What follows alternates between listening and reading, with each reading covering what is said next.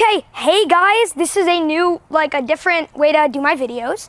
It's outside, as you can see, and I was thinking, everyone's been uploading videos about NordVPN, and you're in the camera frame, Mom, you have to get out of the way. Basically, I've seen all these videos, I've watched them, and I want to make one of my own. So, it shouldn't be a long video, maybe 6 or 7 minutes, but I do think it's going to be interesting for you, my viewers. And I got it put together in less than 10 minutes, so that's something. So, let's get started.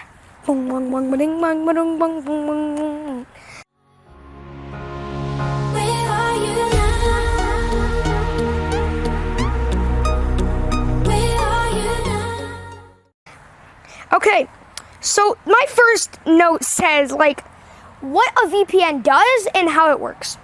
So a VPN stands for Virtual Private Network, and it basically hides your internet activity from your internet service provider. So say you're going to this site that you don't want your mom to know about, then you can use a VPN and it'll be encrypted until it gets to the VPN, unencrypts itself, and goes to the website. Let's put that in a better way. So say that this hose is your Ethernet cord or your wire that goes to the internet. And your data are these little straws. Okay, this is weird. So this is your data when it's not encrypted. It's unsafe, and your internet service provider can just, ooh, look at that straw, it's very grainy. You don't want them to know that. So with an encryption method, then they can't see what it is, but once it gets to the other side, then it's different. So it hides itself, like this crumpled up piece of straw. See this?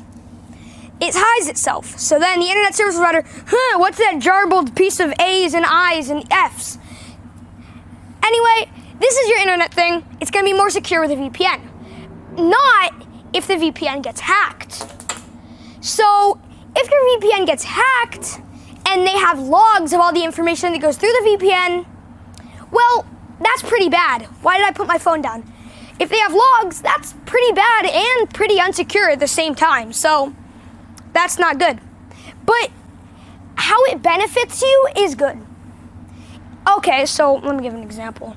Say you work at Donald Trump's White House, and you have some extremely important voicemails and transcriptions that you don't want anyone to know, but you need to send it to the dump, also known as the second White House. But you don't want anyone else to see those secret transcriptions because you're Trump. And basically, it won't let the other people know. I don't know if that's a beneficial thing to Trump. It's beneficial to Trump. Okay, there you go. I'll give you a better example later. Say you're on a shared internet. Say you're on guest Wi-Fi. You're guest Wi-Fi at McDonald's because you're broke. And you need some internet, but you just can't afford to buy your own plan. You go to McDonald's, you buy some food, you get on the internet, and then you realize there are like 20 other people on the internet, and some of them are using their laptops. They could be running some hackery apps in the background, right? So you might want a VPN, and some are even free, so that's important.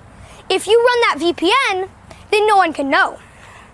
And it's pretty good, but one important thing to do is medical use. Okay, you're at a hospital, right? You're at a hospital? You work at a hospital, and you're like, oh my gosh, this super important document about my chicken nugget disease.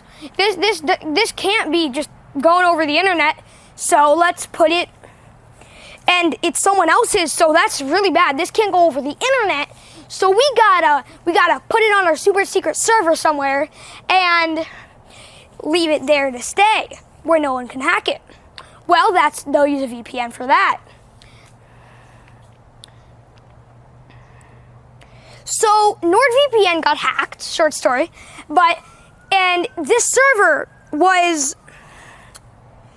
in Finland. But let's back up just a little bit and talk about the policies that NordVPN has about storing data. And actually, they're pretty good. So their policy is that they do not store any logs. So even if they did hack it, it's not really an issue.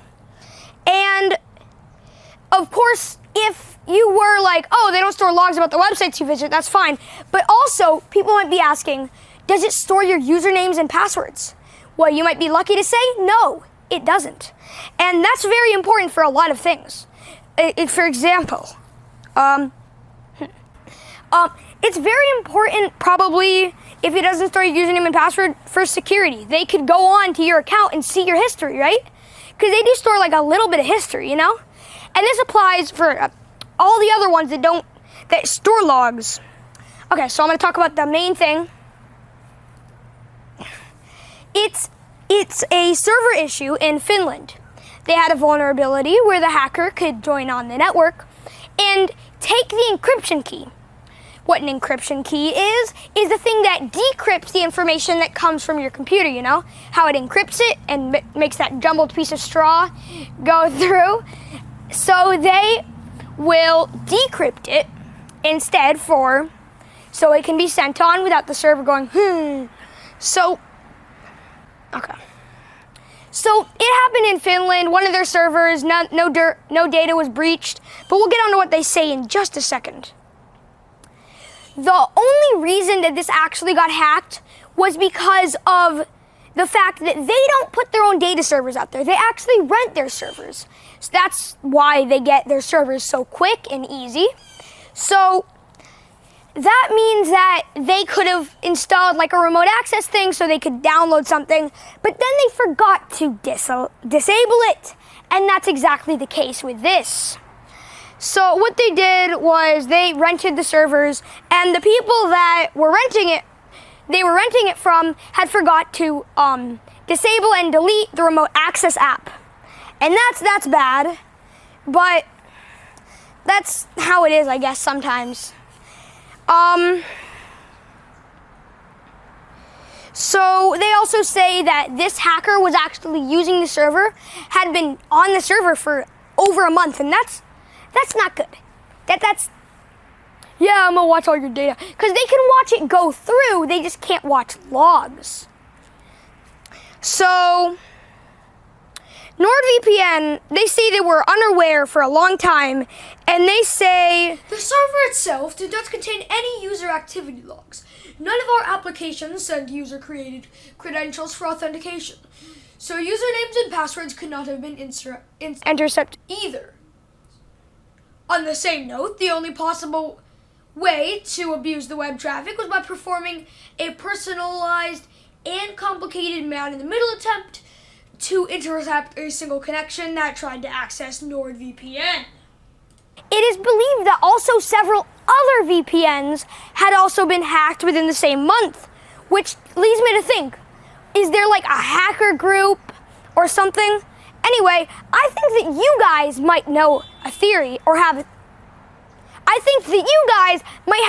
as to what happened, and I would love to hear it. Make sure you drop a comment down below and I will respond to it, and I'll see you guys in the next video. Bye.